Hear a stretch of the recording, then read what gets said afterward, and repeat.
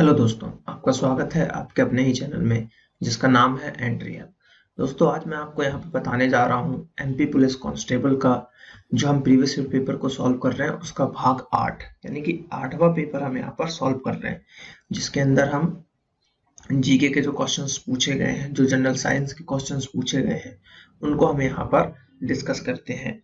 तो आज का जो सेशन है इसमें मैं 20 जुलाई 2016 का 12 बजे वाला यानी कि सेकंड शिफ्ट के पेपर के क्वेश्चंस को यहाँ पर हम सॉल्व करेंगे। और आप अगर डिटेल पार्ट देखना चाहते हैं तो इस चैनल को सब्सक्राइब कर लीजिए। 3 बजे मेरा डेली एक वीडियो आता है जिसपे जो है एमपीजी के हम पूरा डिटेल में पढ़ रहे हैं, जो कि एमपीपीएससी, एमपी कांस्टेबल, एमपीएसआई सभी एग्जामों के लिए यहाँ पर कारगर सिद्ध होगा। तो चलिए शुरू करते हैं। तो जो पहला क्वेश्चन है यहाँ पर अगर हम बात करें पहले क्वेश्चन की, तो पहला क्वेश्चन क्या बोल रहा है कि प्रथम तीर्थंकर जैन गुरु थे, यानी कि जैन धर्म के पहले तीर्थंकर की यहाँ पर बात किया जा रहा है, यानी कि पहले संस्थापक, पहले तीर्थंकर की बात किया जा रहा है। तो जैन धर्म के जो पहले तीर्थंकर थे वो थे यहाँ पर ऋषभनाथ। कौन थे? ऋषभनाथ थे पहले तीर्थंकर। और टोटल कितने हुए? 24 तीर्थंकर हुए इसमें। और लास्ट वाले कौन थे? महावीर जी थे। लास्ट वाले कौन थे?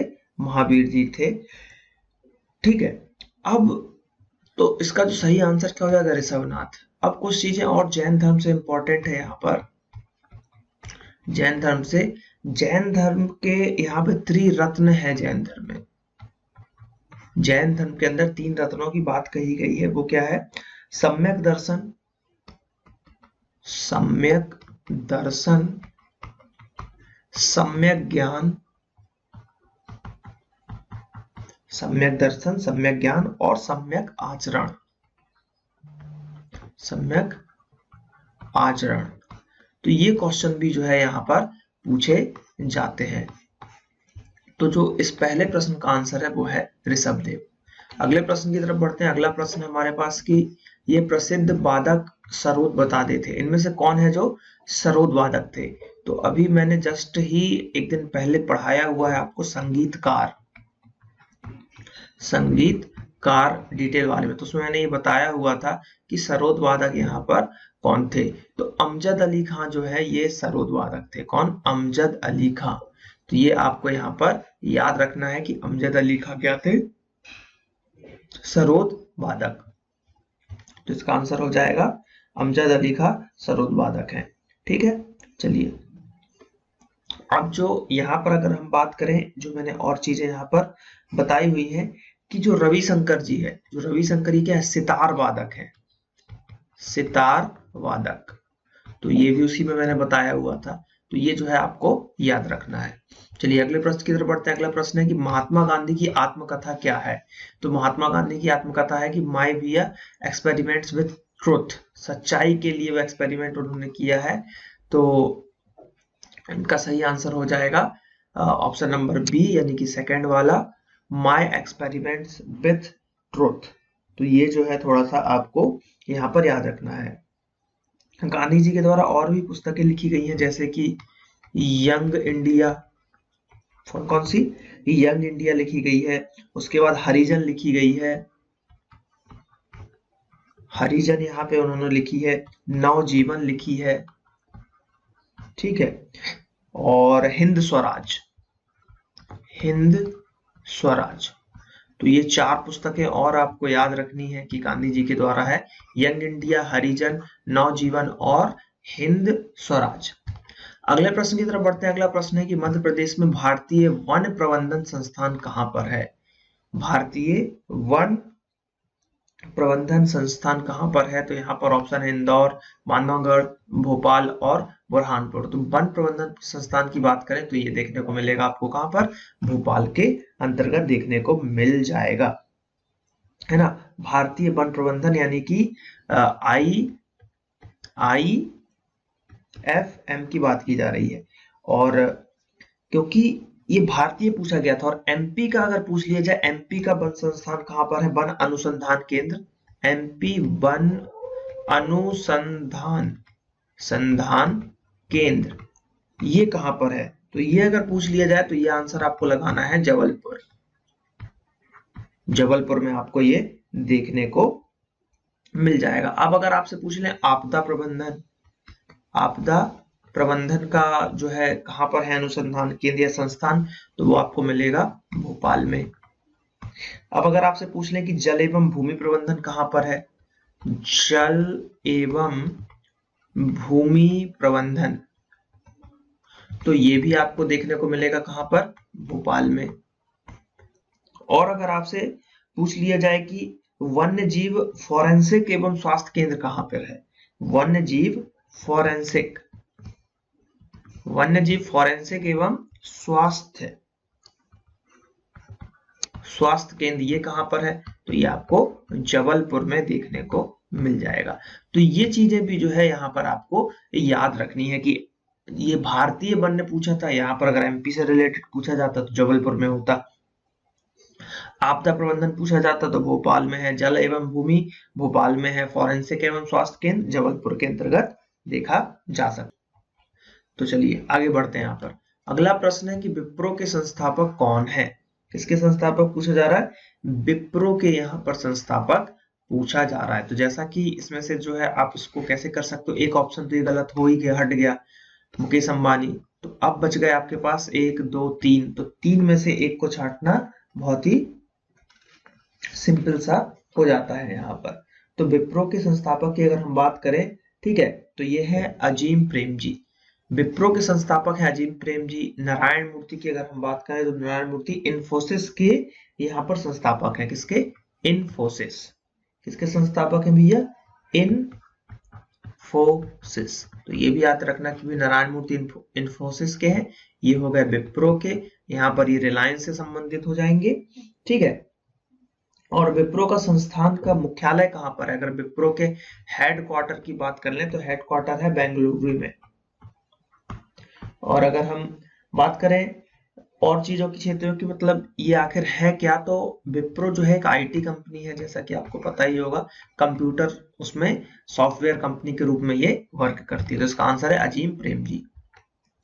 अगला प्रश्न है यहाँ पर कि निम्नलिखित राज्यों के समूहों में से कौन सा लौह अयस्क का सबसे बड़ा भंडार है। तो लौह अयस्क के भंडार की अगर हम बात करें तो आपका जो हो जाएगा ये उड़ीसा और बिहार, क्या, बिहार और उड़ीसा जो है ये यहाँ पर इसका आंसर हो जाएगा कि उड़ीसा और बिहार राज्यों में जो है सबसे ज्यादा भंडार है। और अगर ये लोहे की बात की गई थी, सोना की अगर हम बात करेंगे, गोल्ड की, तो कर्नाटक हो जाएगा यहाँ पर, यानी कि आंध्र प्रदेश और कर्नाटक की बात करेंगे तो ये गोल्ड में अग्रणी स्थान है इनका। और मध्य प्रदेश जो है एकमात्र अपना हीरा उत्पादन करता है, ठीक है, तो ये याद रखना है। कोलार भट्टी सोने की खदानें हैं कर्नाटक के अंतर्गत, तो ये जो है आपको यहाँ पर याद रखना है। तो यहाँ पर लौह अयस्क की बात की गई थी, तो लौह अयस्क का जो आंसर हो जाएगा वो हो जाएगा बिहार और उड़ीसा। अगला प्रश्न देखते हैं। अगला प्रश्न क्या बोला जा रहा है कि इन नदियों में से कौन सी तिब्बत की ओर जाती है और तप्तगो के रूप में जानी जाती है और दिहांग के नाम से भारत को पार करती है।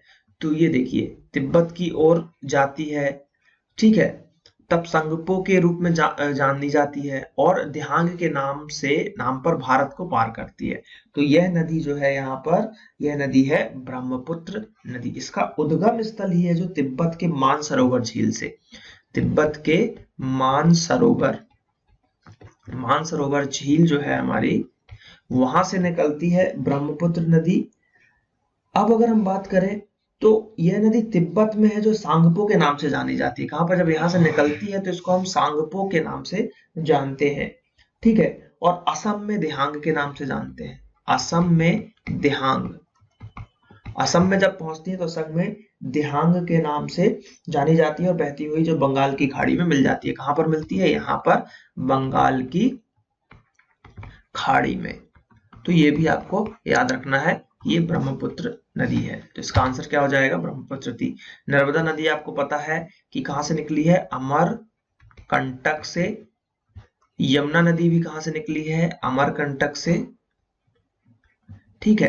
तो ये दो जो है एमपी की नदियां हैं जो कि आपको याद रखना है। नर्मदा नदी की टोटल लंबाई कितनी है 13-12, एमपी के अंदर कितनी है 1077 किलोमीटर। ठीक है, तो ये चीजें भी आपको थोड़ी थोड़ी याद रखनी है। चलिए अगले प्रश्न की तरफ बढ़ते हैं। तो अगला प्रश्न जो है यहाँ पर हमारे पास कि अल बिरूनी ने इस पुस्तक में महमूद गजनी की विजय का वर्णन किया था। कि जो अल बिरूनी था उसने कौन सी पुस्तक में जो महमूद गजनी थे उनके बारे में लिखा है कि उन्होंने जो है लड़ाई कड़ी और जीती। तो महमूद गजनी मेनली भारत आया था, ठीक है, भारत आया था वो, तो उसने जो लड़ाई की जो जीती तो उसके ऊपर एक किताब लिख दी गई। ठीक है, तो उस किताब का नाम यहाँ पर आपसे पूछा गया है। तो इस किताब की बात करें तो उसका जो है किताब का नाम वो है किताब उल हिंद।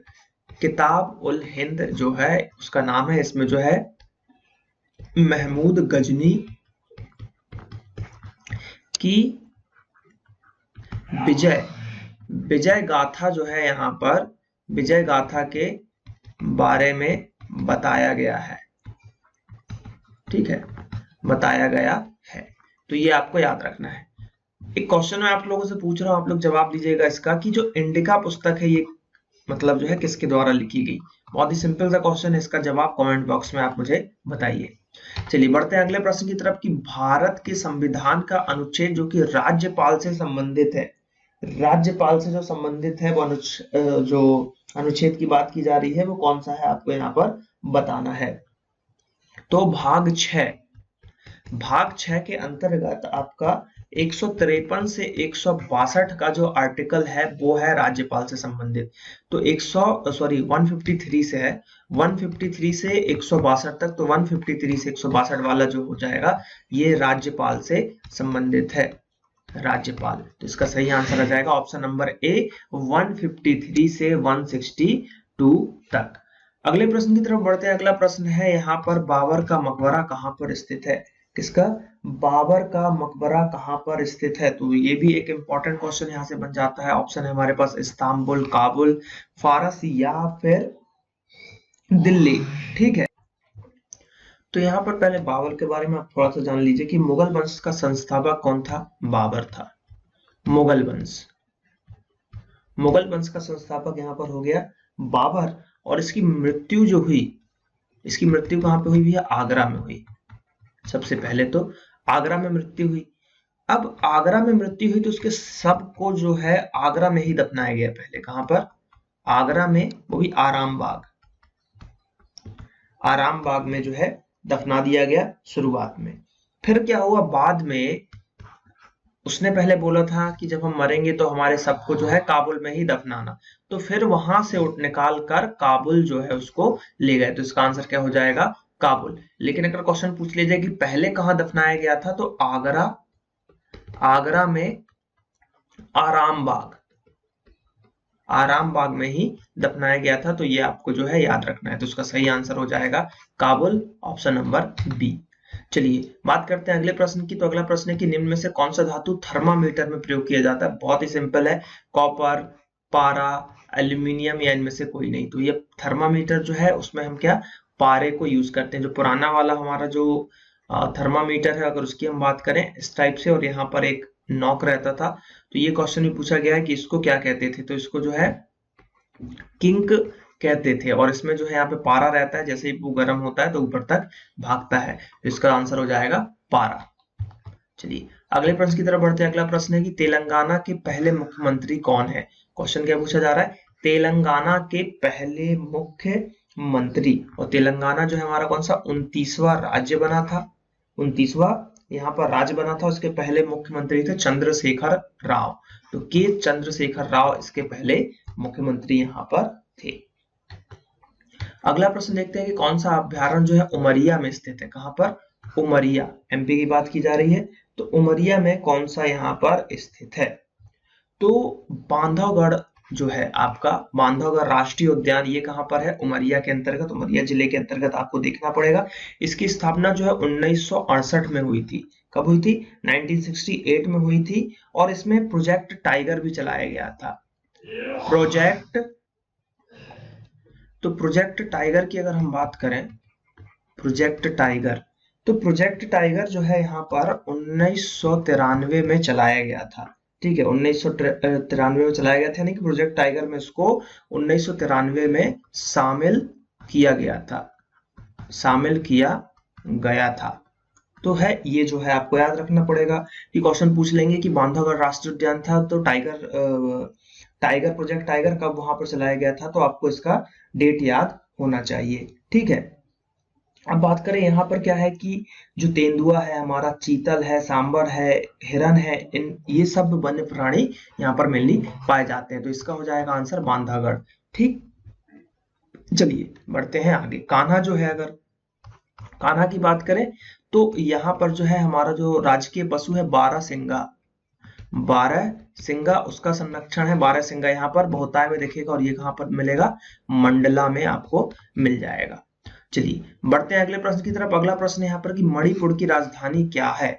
तो मणिपुर की अगर हम राजधानी की बात करें तो मणिपुर की राजधानी क्या है, यहाँ पर इम्फॉल जो है मणिपुर की राजधानी यहाँ पर देखने को आपको मिल जाएगी।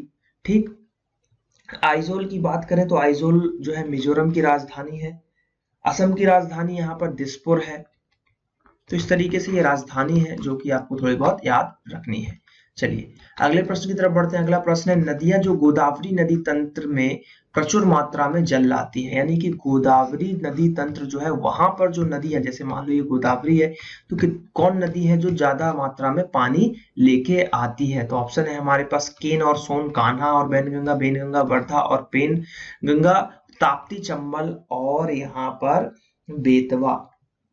तो इसका जो सही मतलब जो गोदावरी है हमारा, तो गोदावरी की सहायक नदियां मेनली कौन सी है, बेनगंगा है, वर्धा है, ये जो है ज्यादा पानी लेके आती हैं। तो इसका जो सही आंसर क्या होगा, बेनगंगा और वर्धा नदी। तो इसका आंसर हो जाएगा बेनगंगा, वर्धा और, तो बेनगंगा और वर्धा जो है आपको यहाँ पर देखने को मिल जाएगा, जो कि ज्यादा मात्रा में है पानी लेके आते हैं।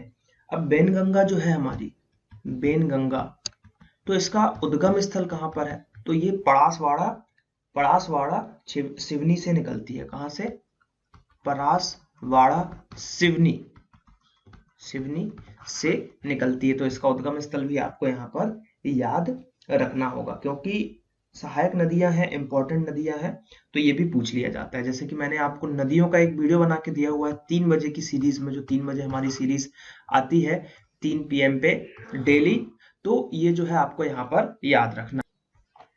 तो 3 बजे वाली सीरीज जो है वहां पर आपको मैंने नदियां पढ़ाया हुआ एमपी की, पूरी नदियां हमने पढ़ा दी है, तो ये इंपॉर्टेंट हो जाएगा, वहां पर मैंने सब कुछ बताया हुआ है। तो इसलिए जो है वो एक वीडियो एक बार जाके देख ले, क्योंकि नदियों से रिलेटेड क्वेश्चन हमेशा एग्जाम में पूछे गए हैं और आगे भी पूछे जाएंगे। तो अगले प्रश्न की तरफ बढ़ते हैं। अगला प्रश्न है कि ग्वालियर में माधव संगीत विद्यालय की स्थापना किसने की थी। किसकी, माधव संगीत विद्यालय की स्थापना किसने करी। तो ऑप्शन है हमारे पास पंडित विष्णु नारायण भातखंडे, पंडित रविशंकर, SN जो है रामजनकर, या फिर राई उमानाथ बली। तो यहाँ पर ग्वालियर में माधव संगीत की बात की जा रही है, तो माधव संगीत विद्यालय कहाँ पर है, सबसे पहले तो एक क्वेश्चन ये भी बनता है, तो ग्वालियर के अंतर्गत देखने को मिलेगा।